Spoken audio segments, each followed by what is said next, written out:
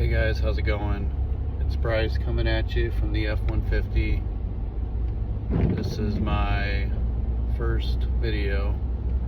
No need to like and subscribe or do all that stuff. I'm not doing this to try to make money. More or less just to document my thoughts and put them out there for conversation. What I've been thinking about this morning is why do people invest in things like Berkshire Hathaway, REITs, BlackRock, all those different entities or companies? And personally, I believe that a huge portion of it is people believing that, they are buying and holding good assets, profitable assets, things that are, people believe are going to go up over time and be strategic for those companies or entities to hold long term, which is not necessarily wrong.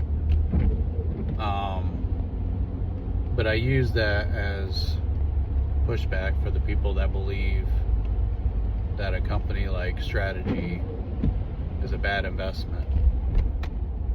Because if you think about it, what Strategy's doing, buying and holding as much Bitcoin as possible, while their method of doing it might not be the exact same,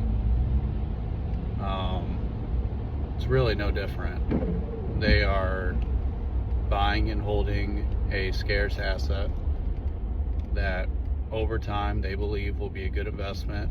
It'll go up in price or go up in the terms of dollars at least, and that's why I believe people who want exposure to Bitcoin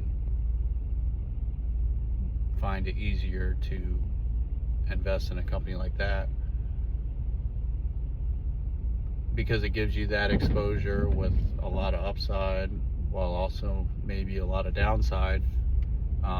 It's no different than somebody who only has an extra $50 a month not being able to go out and buy their first rental property. Instead, they're investing in a company like BlackRock, because BlackRock has the assets to own a lot of real estate. So with less money, you can get that, in a sense, same exposure, and use that to get into the game of real estate. So those are my thoughts on that. There's a lot of people out there saying, Strategy's a scam or a pyramid scheme, proxy scheme, whatever. I get the fact that they're using their own shares to sell and go out and buy more Bitcoin. The thing is, it's a very tradable asset. I haven't necessarily traded it.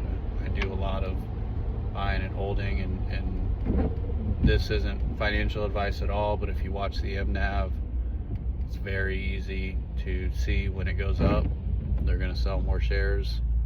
When the MNAV stays close to or under 1, they're not going to be selling a whole ton of shares. So in my mind, it makes sense. It's very easy to understand for me, and I believe in what Michael Saylor's doing.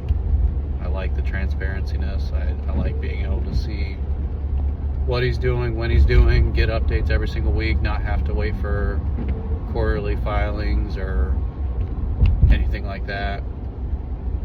Those are my thoughts.